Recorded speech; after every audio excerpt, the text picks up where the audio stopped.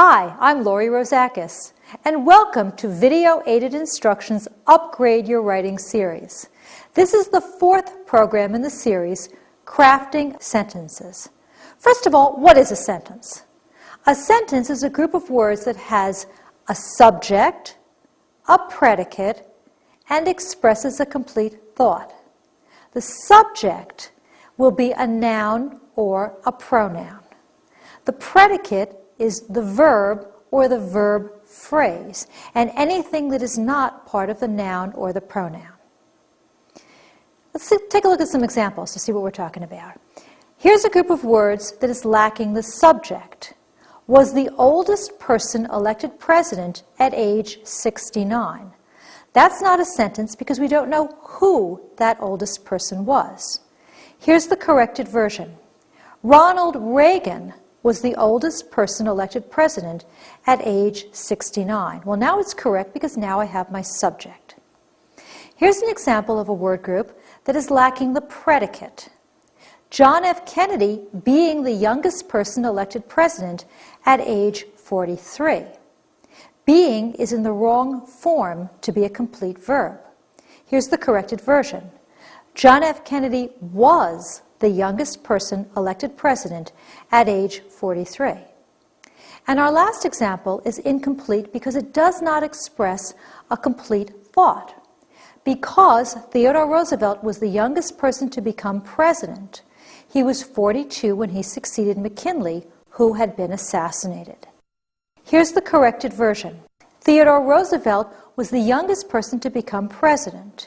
He was 42 when he succeeded McKinley, who had been assassinated. Now, as you can tell from these examples, you cannot use the length of the word group to decide whether the sentence is correct and complete, because you could have a very, very long word group that is still not considered a sentence because it's missing a subject or a verb or does not express a complete thought. So instead, you've got to use our three-part test. Does it have a subject? Does it have a predicate? And does it express a complete thought?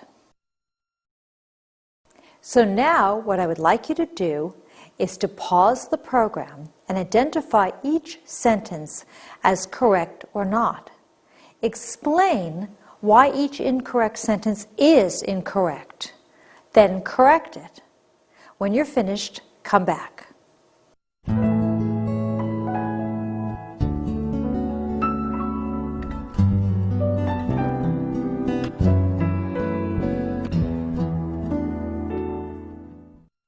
Number one, have been made throughout history and continue to be made today. Well, my question is, what have been made throughout history? What is continuing to be made today? So I'm missing my subject.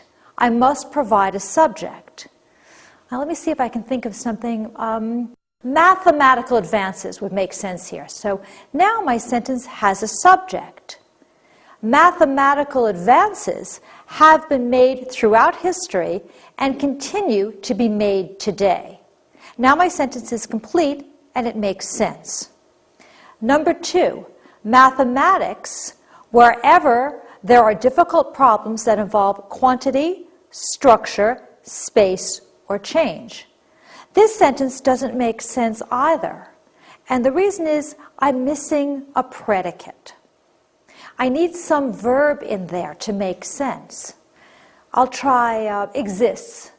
Mathematics exists wherever there are difficult problems that involve quantity, structure, space, or change. Now my sentence makes sense.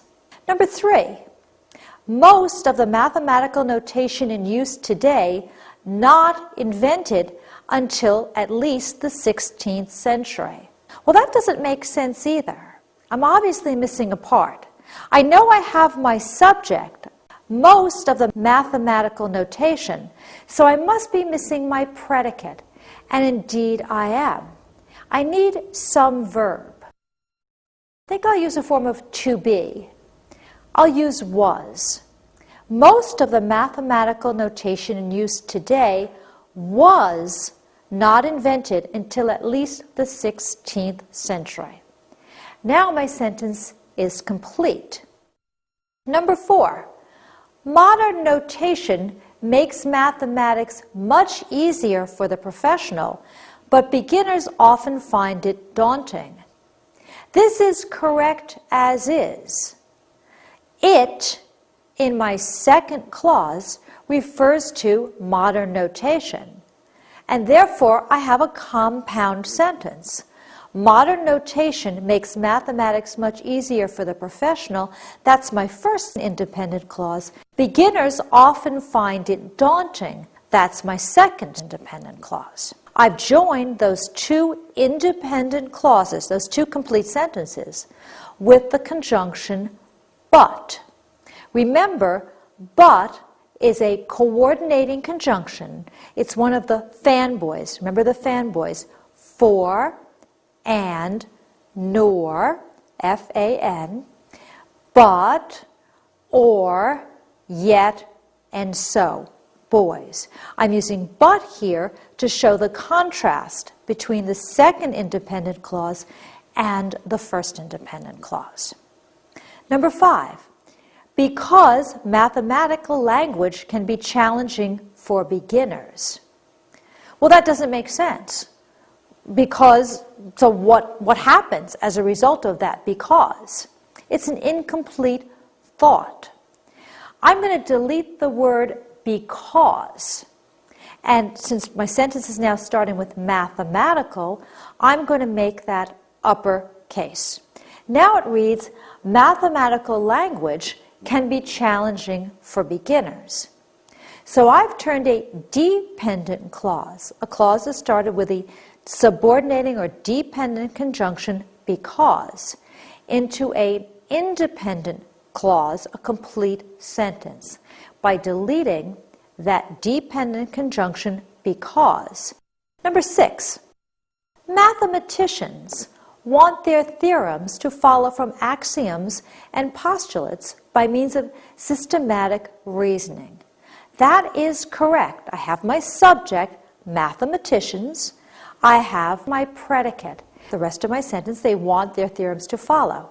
So I have a complete thought and a subject and a verb. I'm correct there. Number 7, Carl Gauss, referring to mathematics as the queen of sciences.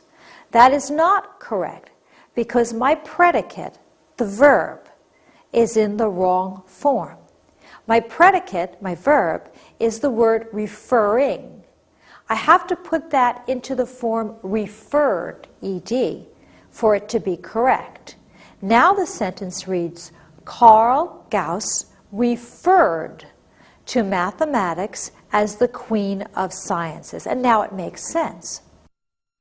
Number 8, since the major disciplines within mathematics first arose out of the need to do calculations in commerce, to understand the relationships between numbers, to measure land, and to predict astronomical events. I made this one a little bit tricky.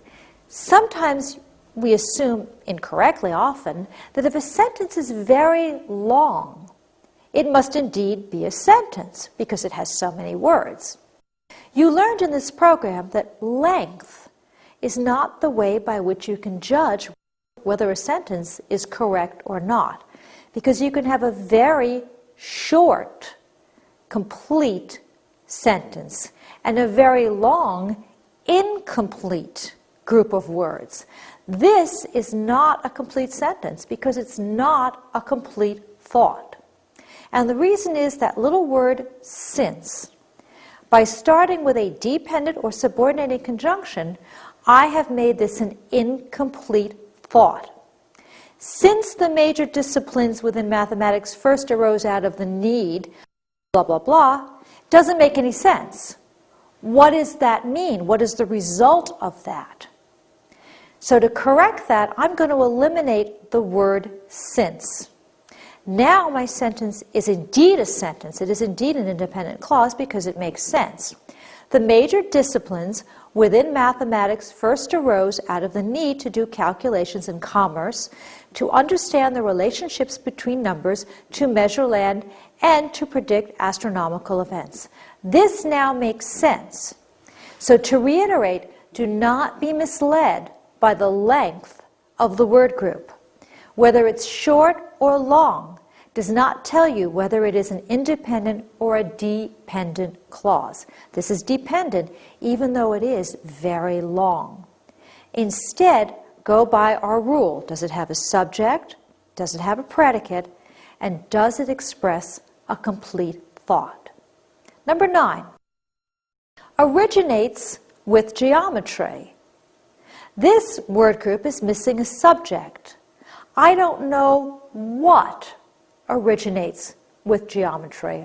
It could be a ham sandwich for all I know that originates with geometry.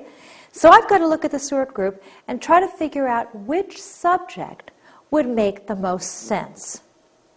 I'm going to use the study of space because I happen to know that the study of space did indeed originate with geometry. Now my sentence is correct because I've added a subject. The study of space originates with geometry. Number 10, although understanding and describing change is a common theme in the natural sciences, and calculus was developed as a powerful tool to investigate it. Again, very long, but not a complete sentence. The reason is it is not a complete thought. This is a dependent clause because of that word although. So it does not give me a complete thought. I have to eliminate the word although, and then I have an independent clause. Understanding and describing change is a common theme in the natural sciences, and calculus was developed as a powerful tool to investigate it. Now I have a very nice compound sentence, 2 independent clauses. Sentences are classified according to their function and their form. The function of a sentence is the purpose that it fulfills. The form of a sentence is the number and the type of clauses that it has. There are 2 types of clauses, dependent and independent, and we'll talk about that in a few moments. Now, sentence functions. There are 4 functions of sentences: declarative, interrogative, imperative, and exclamatory. A declarative sentence declares or states something. Those are sentences that state an idea and end with a period. Interrogative sentences interrogate or ask a question, so they end with a question mark. Imperative sentences give orders or directions, and they can end with a period or with an exclamation mark, depending on the sense. Exclamatory sentences exclaim, so they would end with an exclamation mark because they convey strong emotion. So now what I would like you to do is to pause the program and identify each sentence as declarative, interrogative, imperative, or exclamatory. When you're done, come back.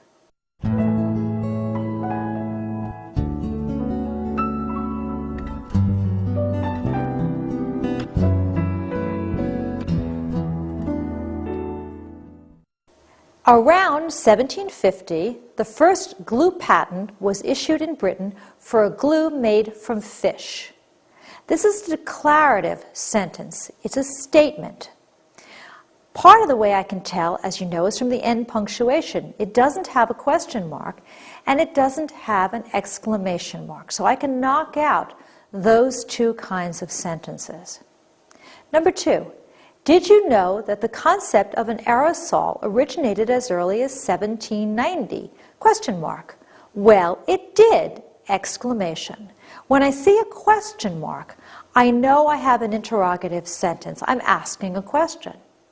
When I see an exclamation mark, I know that I have an exclamatory sentence because I'm exclaiming something. I'm saying something that has a bit of excitement to it. Number 3. close the door. I'm giving a command. When I give commands, I'm using imperative sentences. Number 4, George Westinghouse invented air brakes in 1868. This is a statement, and since it's a statement, it is a declarative sentence. I'm declaring something. Number 5, the first mass-produced and widely used metal foil was made from tin. I've got that exclamation mark or exclamation point at the end of the sentence. That shows me that this is an exclamatory sentence. Number 6, Eli Olds invented the basic concept of the assembly line and Henry Ford improved it. This is a statement. Therefore, it is a declarative sentence. Number 7, Ronald Riley invented the automated electrified monorail system. I put the exclamation mark there that made this an exclamatory sentence. If I had left that exclamation mark off, this would have been a declarative sentence. But I wanted to convey the excitement of the automated electrified monorail system, so I put that exclamation mark right there.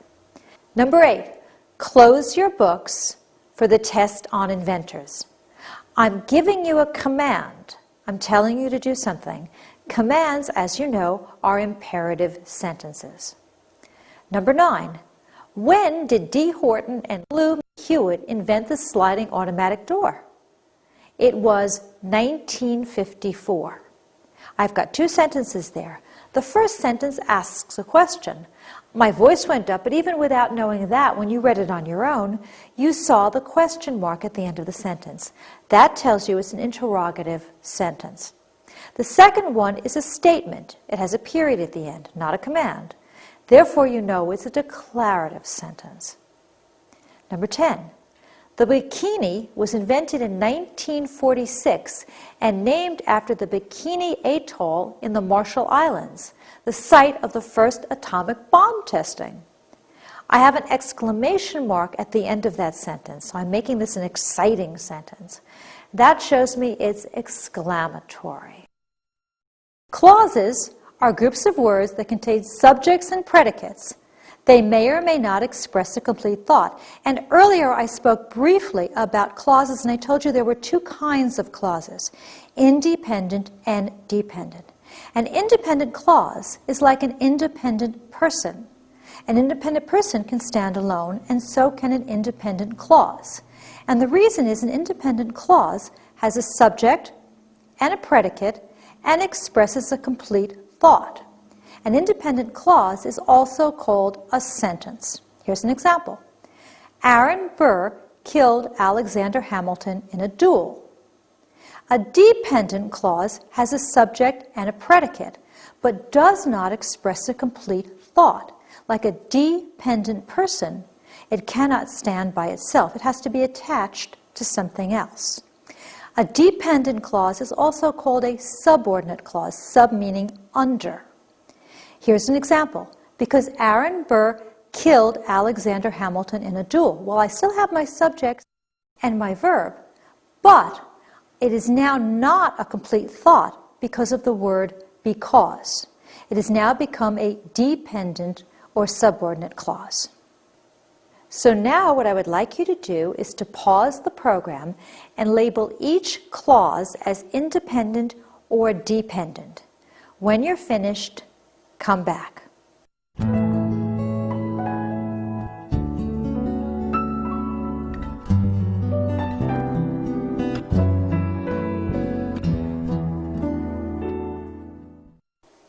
Now remember, you can't tell whether a clause is independent or dependent by its length.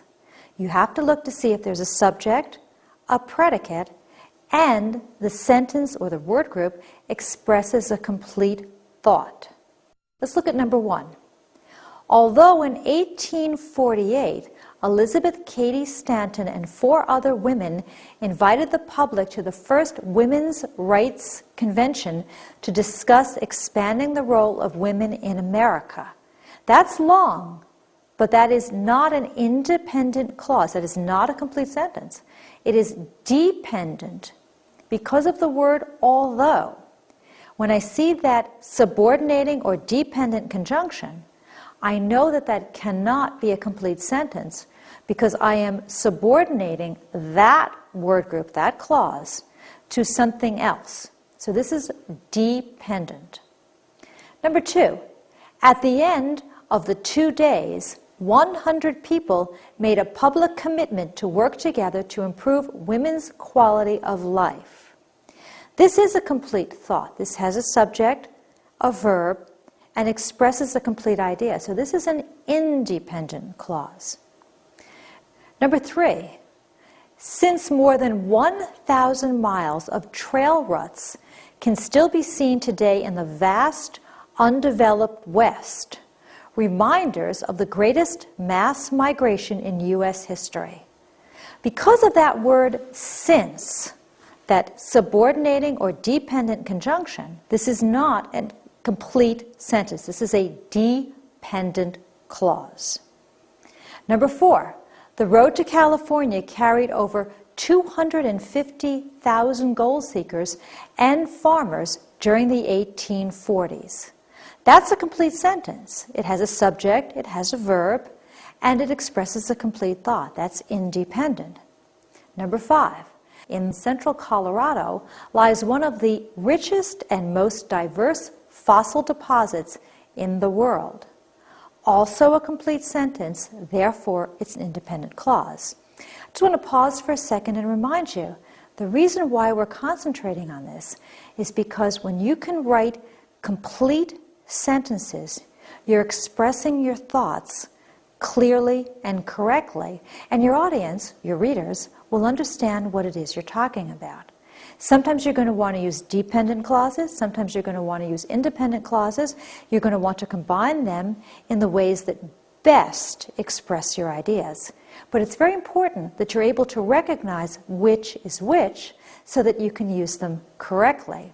Number 6, a Stamp Act is a law enacted by a government that requires a tax to be paid on the transfer of certain documents, such as property deeds. Complete thought, has a subject, Stamp Act, has a verb, is, therefore it is an independent clause. Number 7, as those that pay the tax receive an official stamp on their documents. Doesn't express a complete thought because of the word as, my subordinating conjunction. Therefore, it is a dependent clause. Number 8, for the reason that a stamp duty was first introduced in Great Britain in 1694 following the Dutch model. The words for the reason that tell me this is a dependent clause. Without those words, I have an independent clause. A stamp duty was first introduced in Great Britain in 1694 following the Dutch model. So the first one with that phrase is dependent. Without it, it's independent. Number 9, because stamp duties are the oldest taxes still raised in Great Britain. And this is dependent because of the word because. One of the most common and most useful subordinating conjunctions. Remove the word because, and I have an independent clause. Now let's take a look at the different forms that a sentence can take. You can have a simple sentence, a compound sentence, a complex sentence, and a compound complex sentence. One type of sentence is not any better or any worse than any other type of sentence. So don't think that a simple sentence means it's simple-minded. That's not the case at all. Ernest Hemingway, for example, wrote mainly simple sentences, and his books were so highly regarded he won the Nobel Prize. You will use a variety of different types of sentences depending on your purpose and your audience. A simple sentence has one independent clause. Remember, that's one subject and one verb, although either or both can be compound. A Simple sentence can have adjectives, can have adverbs, can have prepositional phrases. It cannot, however, have another independent clause or any subordinate clauses. Here are some examples. Americans eat more potatoes than any other vegetable. That's one independent clause. Now I'm going to give it a compound subject. That's two subjects. Turtles and crocodiles. Subject 1 is turtles, subject 2 is crocodiles, are both types of reptiles. Still a simple sentence because I have only one independent clause. Now I'll try one subject and a compound verb. We, my subject, classify reptiles and construct a reptile habitat. Classify reptiles, one verb, construct a reptile habitat. Compound, I join them with and. Two or more independent clauses joined in one of two ways is a compound sentence. You can join it with a coordinating conjunction, for, and, nor, but, or, yet, so. Or you can join it with a semicolon. Go back for a second to the coordinating conjunctions. You can remember these with the acronym FANBOYS. F-A-N-B-O-Y-S. For, and, nor, but, or, yet, so. Those are the only coordinating conjunctions that we have. Or you can use a semicolon. Here's an example. Turtles are reptiles with a protective shell, comma, and there are over 250 species of turtles. I can tell this is a compound sentence because I have two independent clauses joined by one of the coordinating conjunctions. I chose a specific coordinating conjunction, and, to show equality between the two independent clauses. If I had chosen but or yet, I would be showing contrast. If I had chosen or, I would have been showing choice. If I had chosen the semicolon, I would have been showing that they are very closely linked indeed. So you're going to choose the coordinating conjunction or the semicolon that best expresses the meaning and the relationship between those independent clauses. So now what I would like you to do is to pause the program and combine each pair of simple sentences to make compound sentences. Use one of those fanboys, for and nor, but, or, yet, so, or a semicolon. Remember that the semicolon forms a stronger bond, a stronger link than any one of those coordinating conjunctions. And that's because by eliminating the conjunction, it is pushing the two independent clauses closer together. So use the semicolon only when those two independent clauses are very closely related.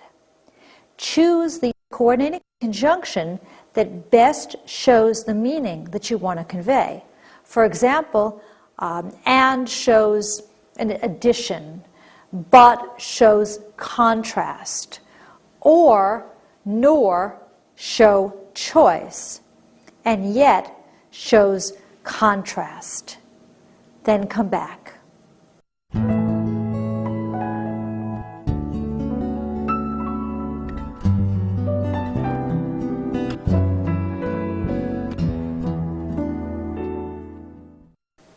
Number 1, geometry now uses methods of calculus and abstract algebra. So, many modern branches of the field are not easily recognizable as the descendants of early geometry. I use the coordinating conjunction so to show result. To me, that was the most logical way to link those two independent clauses. Also, notice there's a comma right before the coordinating conjunction. That's the structure that you'll use. Number 2, Euclid's was not the first elementary geometry textbook, but the others fell into disuse and were lost. I used but there to show result. Here's the first thing. I've got now a change. This is what happened in the second thing. Number 3, one of the most famous rules in geometry is the Pythagorean theorem, People never forget it. I chose a semicolon there because that second independent clause, people never forget it, directly follows from the first. So I saw a very close relationship between those two clauses and decided I didn't want a coordinating conjunction between them. The semicolon would link them best by showing how closely they really are related to each other. Number 4, the Mid-Atlantic Ridge has examples of volcanoes caused by divergent plates pulling apart. Semicolon. The Pacific Ring of Fire has examples of volcanoes caused by convergent plates coming together. I really like that semicolon there because I like that contrast between apart in the first independent clause and together in the second independent clause. So I've got a really nice relationship between apart and together.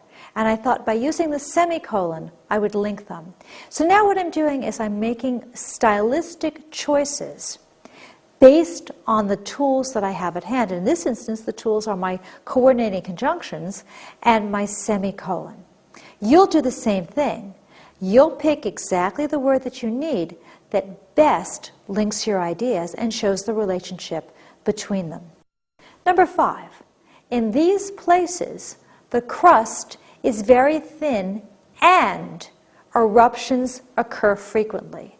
Well, the and fits perfectly because it's showing that the eruptions follow directly from the thinness of the crust. Number 6, some volcanoes have rugged peaks formed by lava domes, but others are massive plateaus.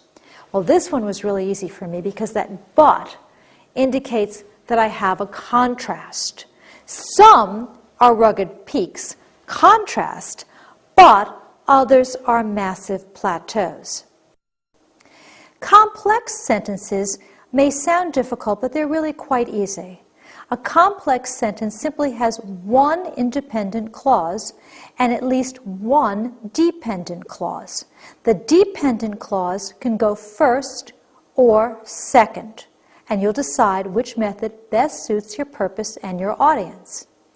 You link the dependent clause to the independent clause with a subordinating conjunction. And there are many of these, far more than just the fanboys coordinating conjunctions. Here are a few examples. Because, when, while, unless, since, until, after, although, and as. And just with the coordinating conjunctions, you will choose the specific subordinating conjunction that expresses the exact shade of meaning that you need. Here's an example. Turtles that live on land tend to have thick shells, comma, while those that spend nearly all of their time in water usually have thinner shells. In this particular sentence, the independent clause is first. The dependent clause is second. I can tell that because my dependent clause starts with a subordinating conjunction. Were I to switch it, then I would create a slightly different meaning. Many writers like to put the dependent clause first, but that really is up to you, depending on your purpose and your audience. So now what I would like you to do is to pause the program and combine each pair of clauses to create complex sentences.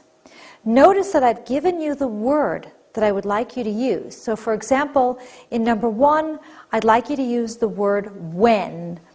In number 2, I'd like you to use the word because, and so on. When you finish this, come back.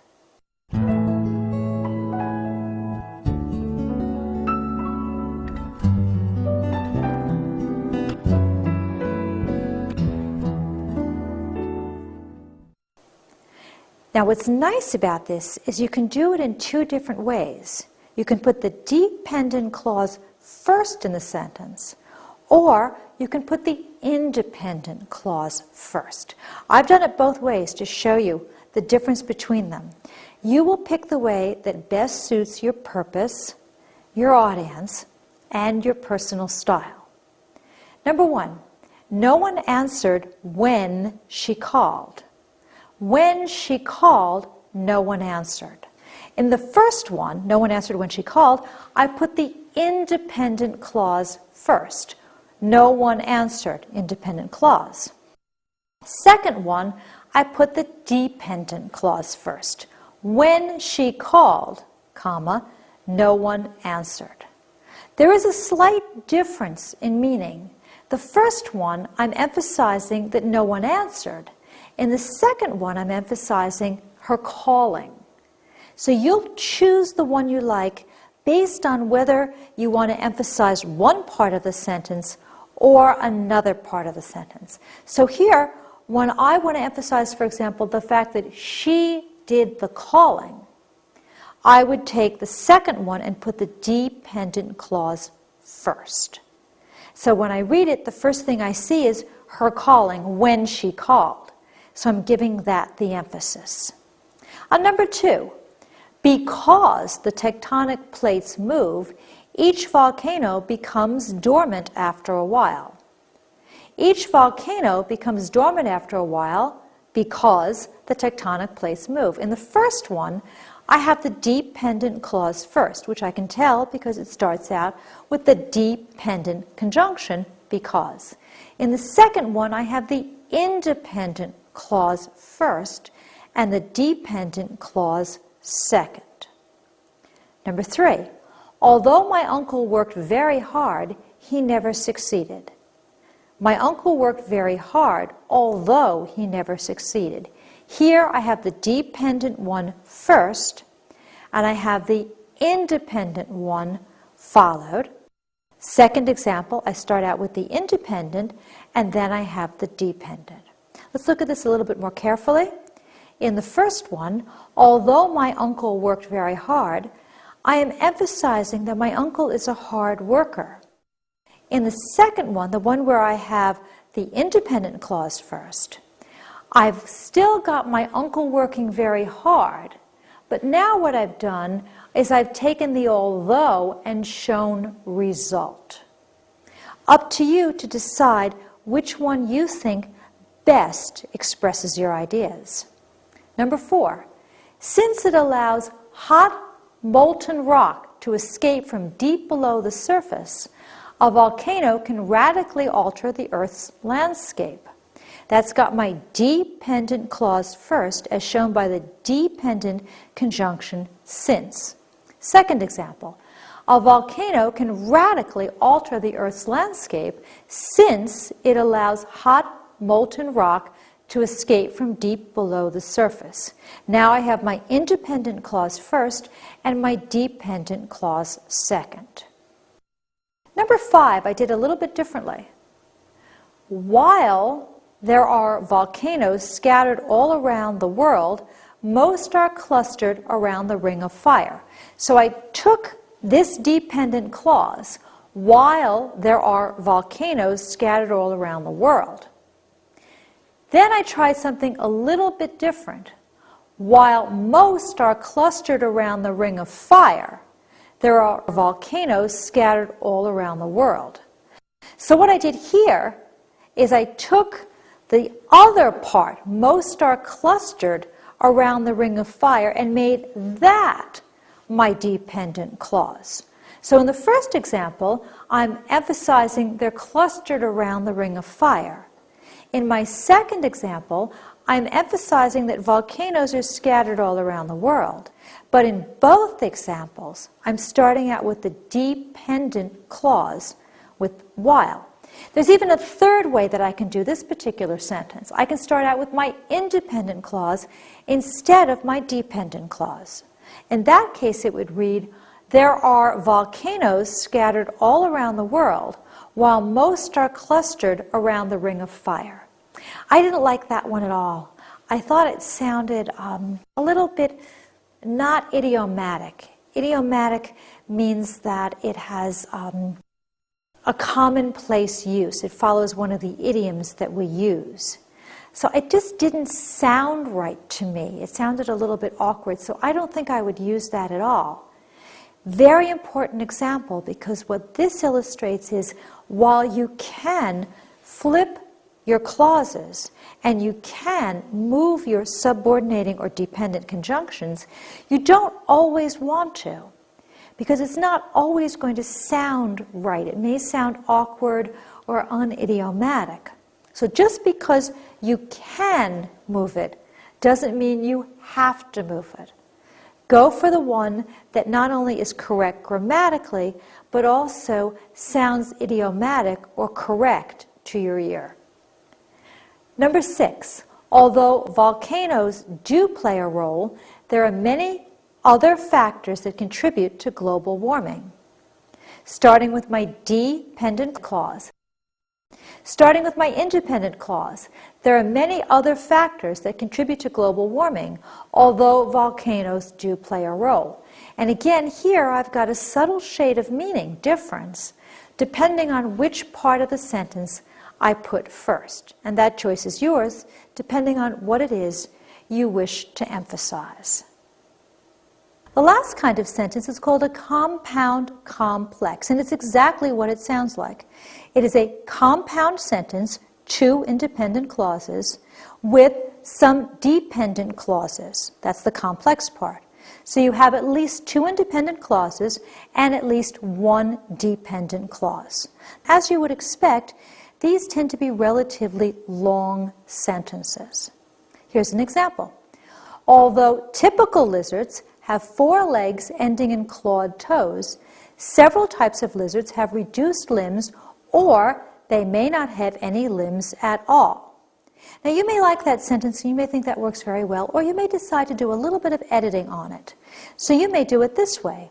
Although typical lizards have 4 legs ending in clawed toes, leaving your dependent clause alone, several types of lizards have reduced limbs or not any limbs at all, or no limbs at all, depending on your choice. In which case, you've taken that compound sentence and you've changed it. And you might like that. I personally like that very much because I find it less wordy, and I like my writing to be concise because I think that's easier for my readers. So now what I would like you to do is to pause the program and combine each group of clauses to create compound complex sentences. I've supplied you with the conjunctions that I would like you to use. For example, in number 1, I'd like you to use and because. So you're using a coordinating conjunction and a subordinating conjunction because. Then come back.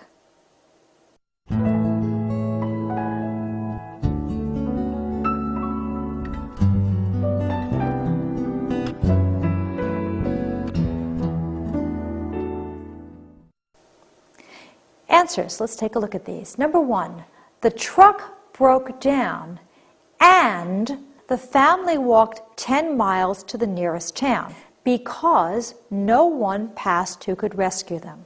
The truck broke down is an independent clause. My next independent clause is the family walked 10 miles to the nearest town. So I've combined my 2 independent clauses with my coordinating conjunction and. That gives me my compound sentence. To make it a complex sentence, I need a dependent clause. I created that with the subordinating or dependent conjunction because. So my dependent clause I put last because no one passed who could rescue them. Again, I have an independent clause, an independent clause, and a dependent clause. That gives me my compound complex sentence. Number 2, my aunt planned to drive to work, but she couldn't until the snowplows cleared the roads. My aunt planned to drive to work is an independent clause. She couldn't is also an independent clause. It's short, but I have my subject and I have my verb. She couldn't, subject, verb. So I have 2 independent clauses joined by my coordinating conjunction, but, compound sentence. To make it compound complex, I need some subordination, and that I achieved with the dependent clause until the snowplows cleared the roads. until is my subordinating dependent conjunction. Number 3, since Rick forgot to water the plants, they wilted. He had neglected to prune them as well. Here I'm starting off with my dependent clause. Since Rick forgot to water the plants. Since is my dependent subordinating conjunction. They wilted is my independent clause. They is my subject, wilted is my verb. He had neglected to prune them as well is also an independent clause. So now I have dependent, independent, independent. That gives me my compound complex sentence. Number 4. Football is fun, but I prefer soccer because it is faster. Football is fun, independent clause. I prefer soccer, independent clause. Combine the two with the coordinating conjunction, but gives me my compound sentence. To make it compound complex, I need my dependent clause. I get that with because it is faster. So here I have independent, independent, dependent. Number 5. When it started to rain, the game was called off, so we went to a movie. When it started to rain is my dependent clause because of my dependent conjunction, when. The game was called off is independent. We went to a movie is independent. So I've got dependent, my independent, joined by the coordinating conjunction, so. Number 6. Because the owner refuses to sell, the land bordering the highway will not be developed and the mall will have to be built elsewhere. Because the owner refuses to sell is a dependent clause. Starts out with the subordinating conjunction, because. My 2 independent clauses are the land bordering the highway will not be developed. There's 1. The mall will have to be built elsewhere. That's 2. Join them with the coordinating conjunction and. So I have dependent, independent, independent. So now what is an effective sentence? Well, effective sentences have 4 main qualities. They are correct, free from errors. They are clear, as I mentioned earlier. They are concise, as I said, concise meaning they are to the point. And they are varied, which means you would use some simple, some compound, some complex, and perhaps a few compound, complex as well. Let's start with correct. You know that your sentences have to be correct to communicate your meaning clearly. Correct sentences don't have any mistakes in form, punctuation, capitalization, or modifier placement. Let's start with form. Correct sentences are complete. They do not have any parts missing. A part missing creates a fragment. A fragment may be missing your subject or your verb, or may not express a complete thought. The sentences that we looked at earlier about presidents were fragments because they were missing parts, subjects, verbs, or complete thoughts. A run-on is when you take 2 independent clauses, 2 complete sentences, and you run them together without adding one of the coordinating conjunctions, fanboys, or without adding a semicolon. A comma splice is a run-on that uses a comma instead of a semicolon. So fragments, run-ons, and comma splices are examples of sentence errors. However, you are allowed to use fragments when you write dialogue in your narratives, because people very often speak in fragments, and so you want to capture that. That'll be obvious in your writing because you'll set off your fragments with quotation marks. Other than that, however, you would want to avoid using fragments in your writing. So now what I would like you to do is to pause the program and complete each of these sentences in your study guide. Then come back.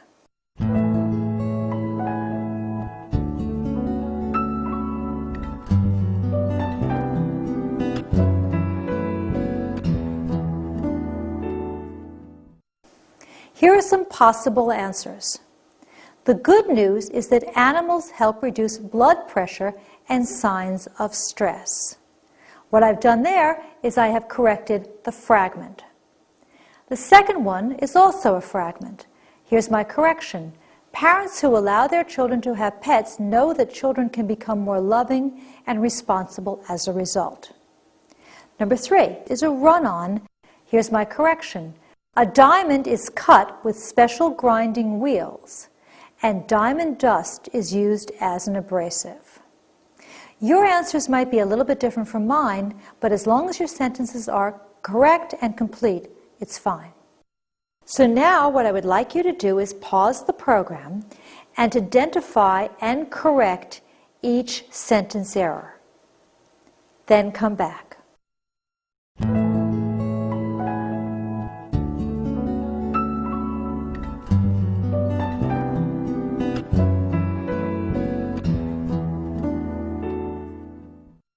Number 1, flowers that are freshly cut.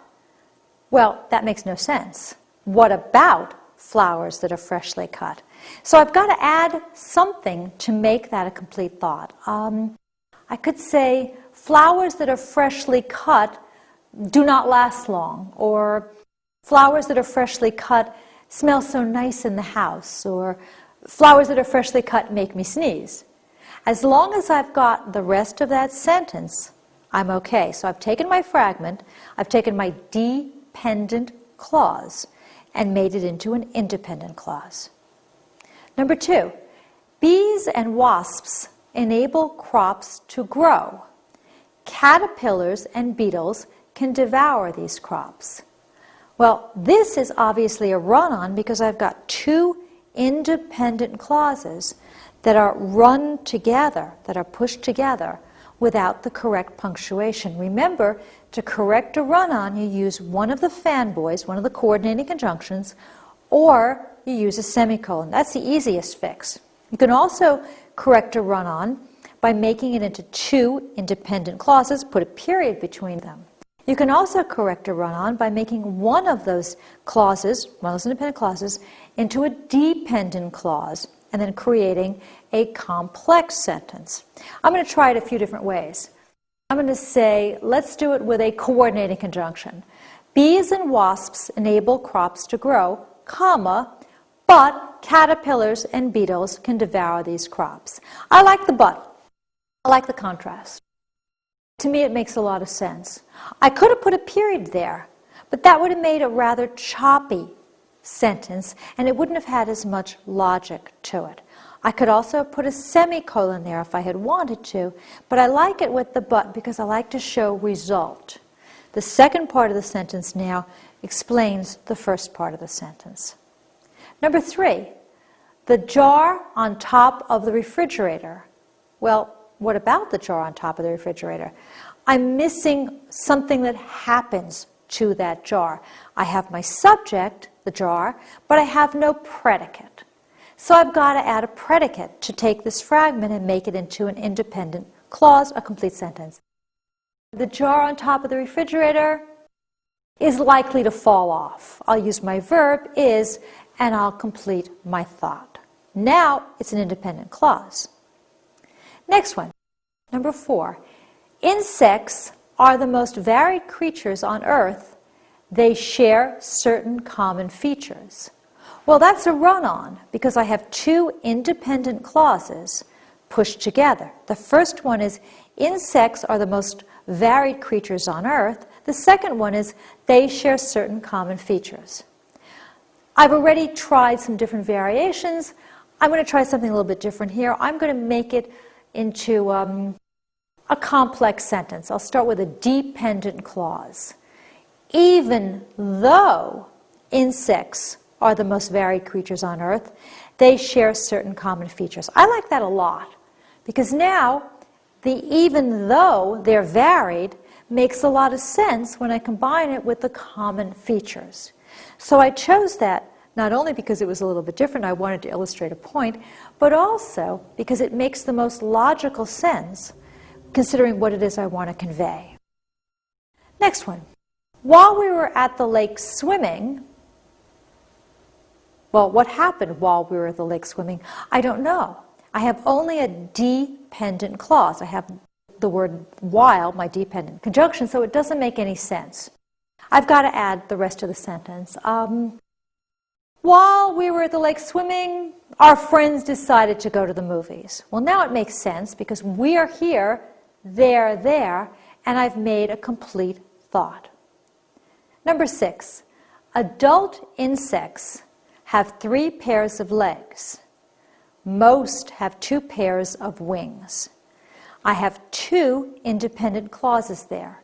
Adult insects have 3 pairs of legs, that's my first one. Most have 2 pairs of wings is my second one. So I've run together 2 independent clauses. I have a run-on. I want to combine them. Logically, I think I'll use the and because it would make the most sense. Adult insects have 3 pairs of legs and most have 2 pairs of wings. That makes sense to me because the 2 parts now fit together in a logical way. I could also have used a semicolon because a semicolon would have worked well there to show the coordination. To my ear, the and sounds better. Number 7, seeing my friend at the concert. Makes no sense, not a complete thought. What about seeing my friend at the concert? I have to add the rest of that. So I'm going to add, seeing my friend at the concert was a pleasant surprise. Now I have my subject and I have my predicate. Was is my verb. Number 8, there are many similar and related organisms.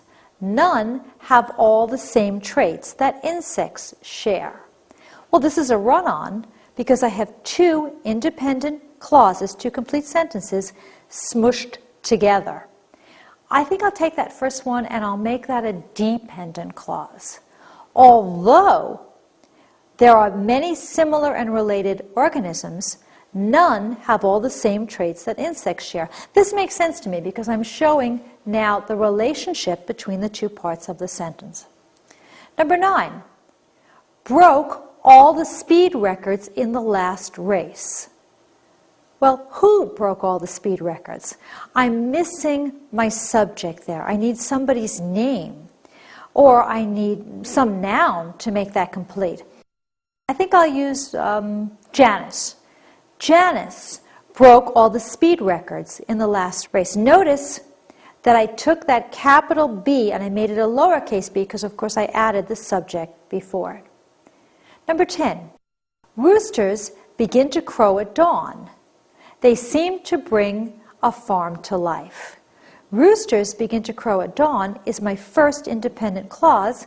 They seem to bring a farm to life is my second independent clause.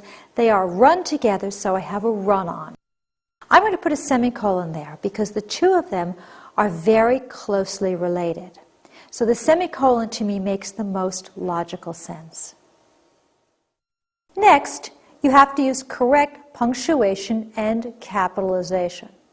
Every sentence has to begin with a capital letter and end with the correct end punctuation. The end punctuation can be a period, a question mark, or an exclamation mark, depending on the type of sentence that you are writing. You don't get to use more than 1 mark. In other words, you wouldn't have a period and a question mark together, or you wouldn't have 2 exclamation marks together. If you're using quotation marks, the periods always go inside.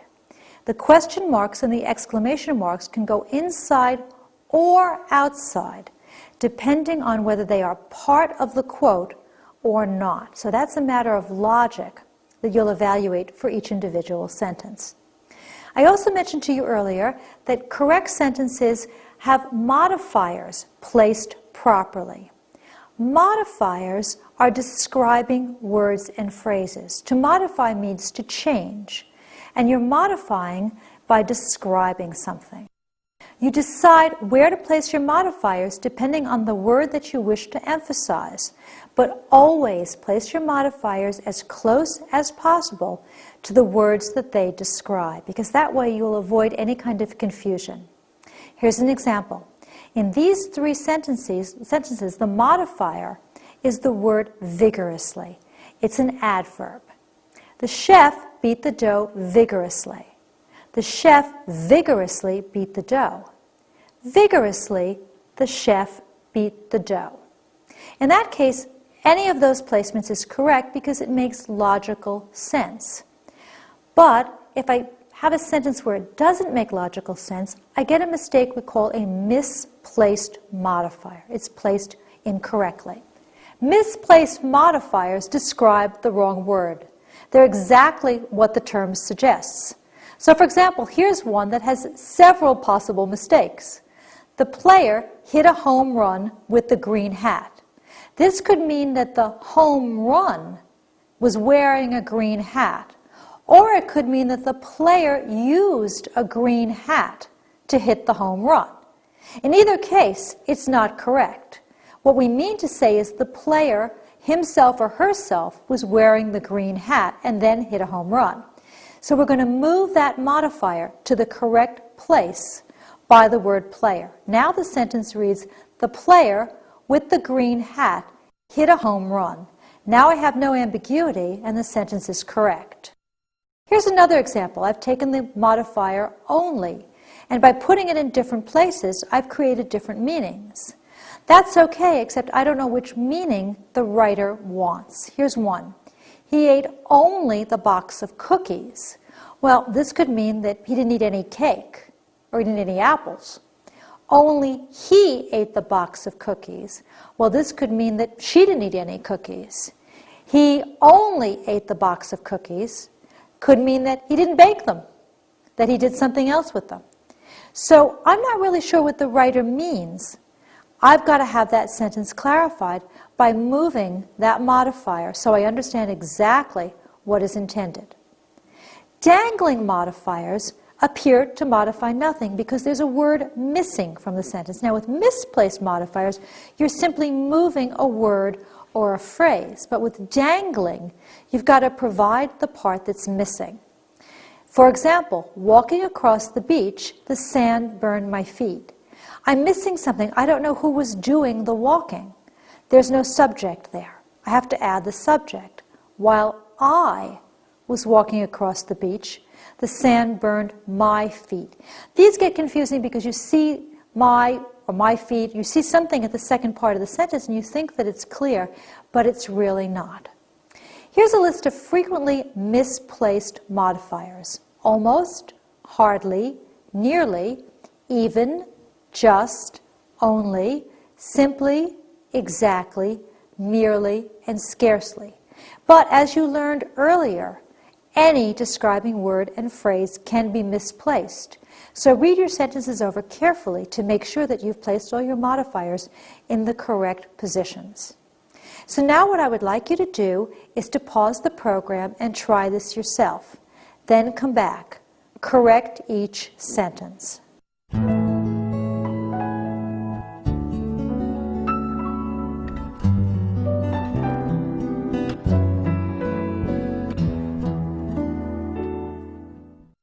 The first two sentences are misplaced modifiers.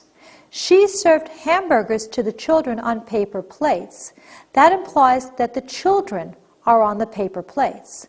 The correction is, she served hamburgers on paper plates to the children. Number two, on July 20th, 1969, astronauts Neil Armstrong and Edwin Buzz Aldrin landed on the moon, watched by nearly a fifth of the world's population. Well, as that reads, the world was watching the moon, not the astronauts. The correction is, watched by nearly a fifth of the world's population, on July 20th, 1969, astronauts Neil Armstrong and Edwin Buzz Aldrin landed on the moon. 3 and 4 are dangling modifiers.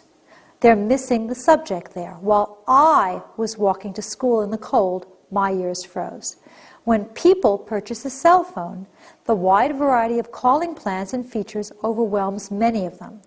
In this one, people purchase cell phones, not the calling plans and the features.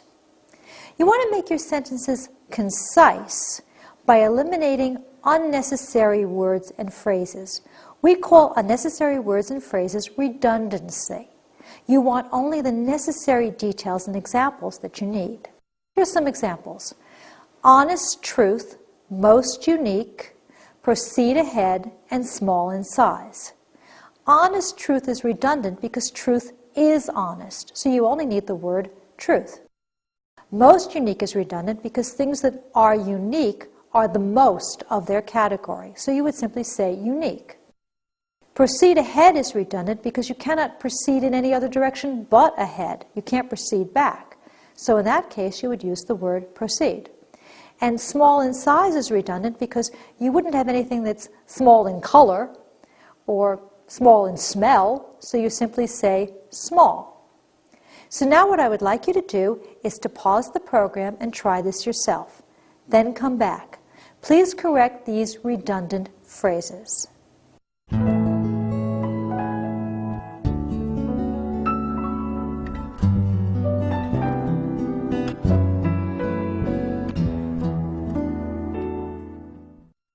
Here's the way I fix them.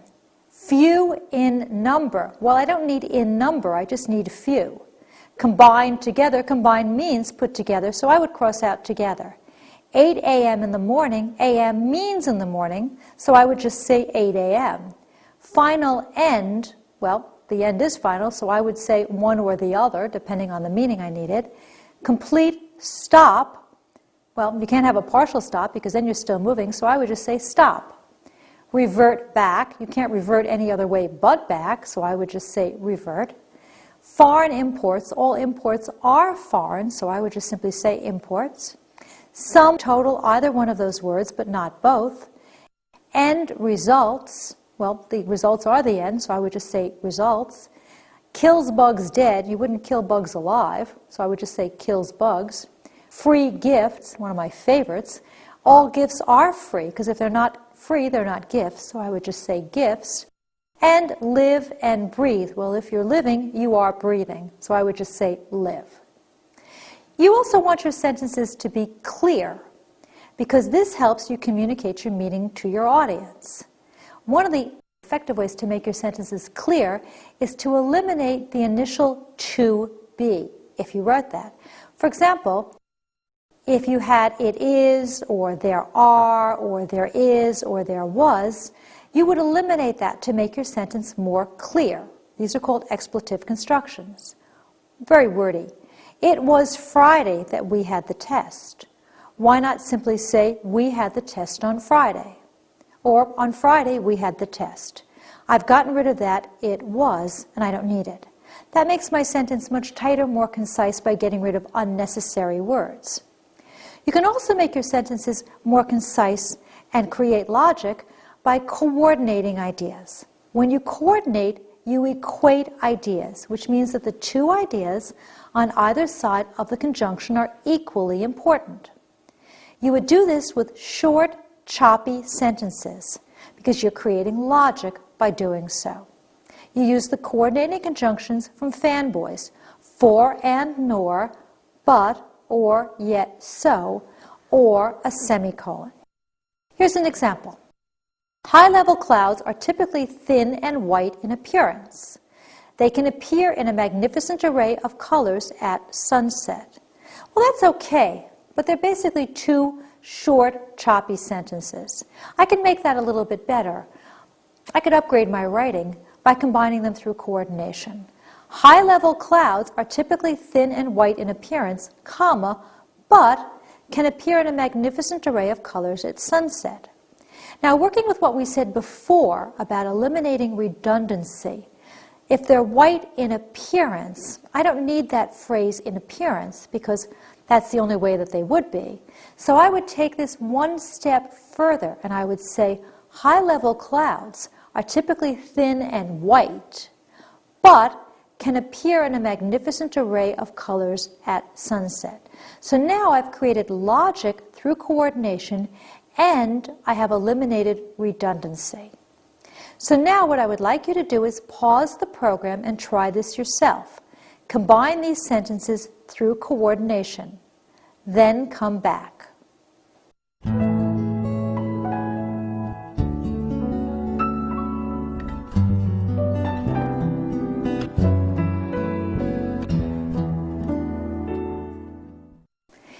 how I did it. Your answers may vary from mine, but go with logic and always make sure that you pick the conjunction that expresses the idea that you want. Number 1, cells are made up of molecules, and molecules are made up of atoms. In this case, I use the conjunction "and" to show equal ideas on both sides. A nucleus is the cell's control center. The cell membrane is composed of a double layer of fatty materials called lipids. Here, I used a semicolon to show an even closer relationship between ideas. Number 3, cells are made up of trillions of atoms, yet cells are not just tiny bricks. Here, I used "yet" to show contrast. 4, at first scientists couldn't see much within a cell, so they thought cells were just filled with a jelly-like substance. I used the coordinating conjunction "so" to show result. Number 5, slime molds are too small to be seen individually, but colonies of slime molds can be seen without a microscope. Here I used "but" to show result or contrast. You can also write very concise and effective sentences by using subordination. Remember, subordination makes one clause more important than the other one. You have your main clause and you have your dependent or your subordinate clause. Subordination helps you tighten your sentences, creating logic and a better style. And you're going to use one of those subordinating conjunctions such as while, after, although, as, when, where, unless, since, or because. And again, there are many of these. These are just a few. You're going to pick the one that best helps you convey your meaning. If you place the subordinate clause first, you separate it from the main clause with a comma.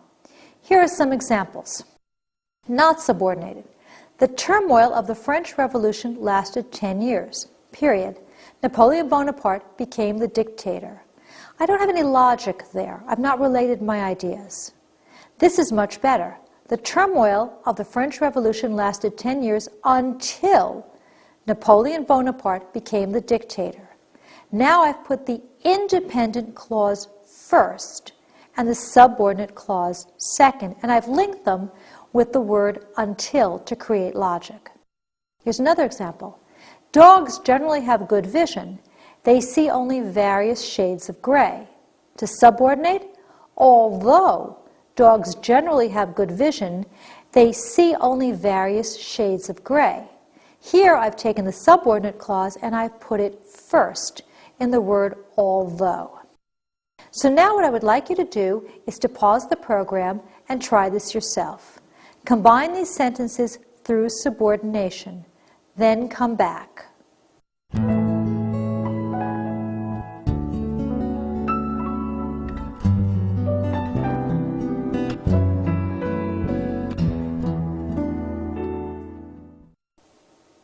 Here are my answers. Compare them to yours. Because it has a brilliant crimson nose and bright blue cheeks, the mandrill is often called the most colorful mammal in the world. Number 2, when the American Revolution ended in 1783, the United States was at a crossroads. Number 1 and number 2, I put the subordinate conjunctions and the subordinate clauses first. In 3 and 4, I put them second. Coal became popular in the 1600s after England had burned up most of its wood to make products such as glass, bricks, and soap. 4, Charles Ludwig Dodson took the pen name Lewis Carroll after he wrote Alice in Wonderland. I did it this way because to me it made the most logical sense to link my ideas. One of the most effective ways to upgrade your writing is to use embedding. And when you embed, you take a part of the sentence and you put it in the main sentence. You literally place it in. That's what embed means. One of the best ways to embed is by using an appositive. An appositive is a group of words that renames the noun. Here's an example. Eudora Welty is a major Southern writer. She was born in Mississippi in 1909. Eudora Welty is the noun. Eudora Welty, comma, a major Southern writer, comma, was born in Mississippi in 1909. My appositive there is a major Southern writer. It renames Eudora Welty. I've set that off with commas to show that I can take it out of the sentence and it will still make grammatical sense. I can also embed by using who, whose, or which. Eudora Welty is a major Southern writer. She was born in Mississippi in 1909, my same example. Now I'm going to embed by using who. Eudora Welty is a major Southern writer who was born in Mississippi in 1909. Which one do you use? You pick the version that best suits your style, your purpose, and your audience. Try to get a variety, though, because it makes your writing more interesting. So now what I would like you to do is to try this yourself. Pause the program and rewrite each sentence by embedding phrases and clauses. Then come back.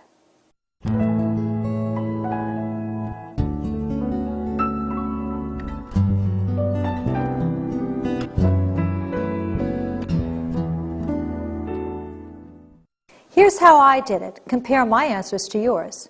William Taft, comma, the first president to open a baseball season, comma, threw out the first ball in a 1910 game between Washington and Philadelphia. I used an appositive to rename Taft. Number 2, the U.S. Senate, which conducted an investigation that cost $2,000, was infuriated with Dolly Madison's purchase of a $40 mirror for the White House. There I've used which, also with an appositive. In 3, Abigail Fillmore, born in 1798, refused to move into the White House until it had indoor plumbing. All of those are much better sentences because I've created logic by combining sentence parts. You can also write concise sentences by using the active voice. The active voice is much less wordy than the passive voice. The passive voice is a construction whereby the subject receives the action. Our knowledge about the geometry of triangles was enriched by Pythagoras. In the active voice, I take my subject, Pythagoras, and I place it first. Pythagoras enriched our knowledge about the geometry of triangles. It's a much better sentence because it's more direct and to the point. You're going to want to use active voice as often as you can because it makes your writing powerful, vigorous, and clear. There's only one instance when you're going to want to use the passive voice, and that's when you want to avoid assigning blame in writing. So rather than using the active voice and saying, you made a mistake, you would say, a mistake was made by you. But to make that even nicer, you would take off the by you, and you would just say, a mistake was made. And then what you've done is you've spared somebody's feelings, but you've still conveyed your point. So now what I would like you to do is pause the program and try this yourself. Rewrite these sentences into the active voice. Then come back.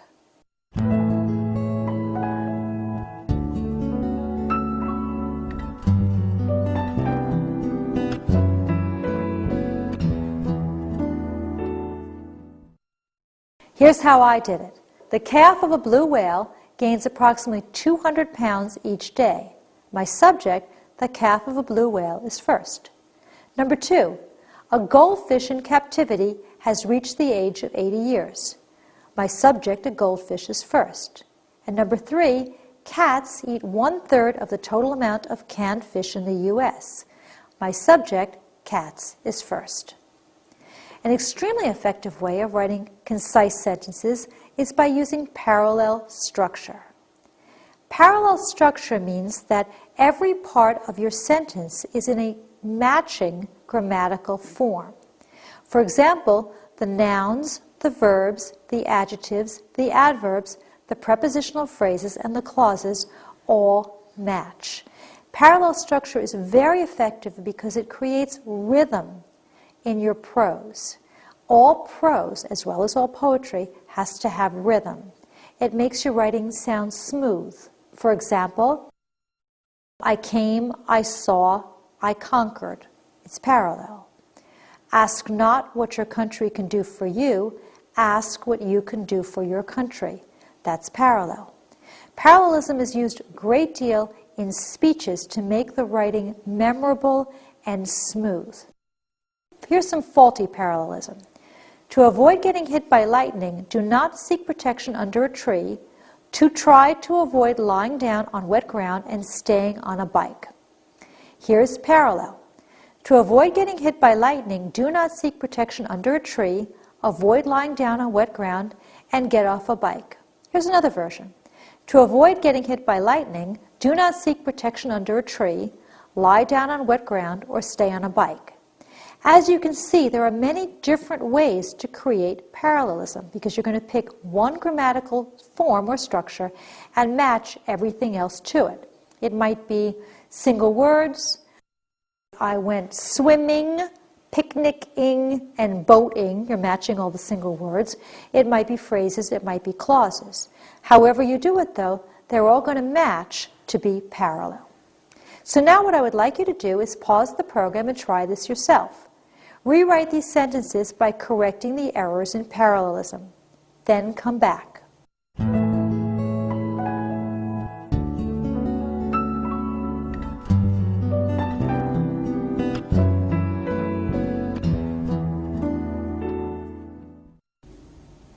The Industrial Revolution created the need for mill supervisors, lawyers, teachers, and people who operated telegraphs. Well, that's not parallel because the last part is not parallel. So you'll change that. The Industrial Revolution created the need for mill supervisors, lawyers, teachers, and telegraph operators. The second one is in parallel. During the Crimean War, Florence Nightingale cleaned up the hospitals, improved care, and was reducing the death rate to 2%. I'm okay on the first two parts, cleaned up the hospitals and improved care. My problem is with the third and last part, and here's how I'd fix it to make it parallel. During the Crimean War, Florence Nightingale cleaned up the hospitals, improved care, and reduced the death rate to 2%. So now, cleaned, improved, and reduced, all parallel.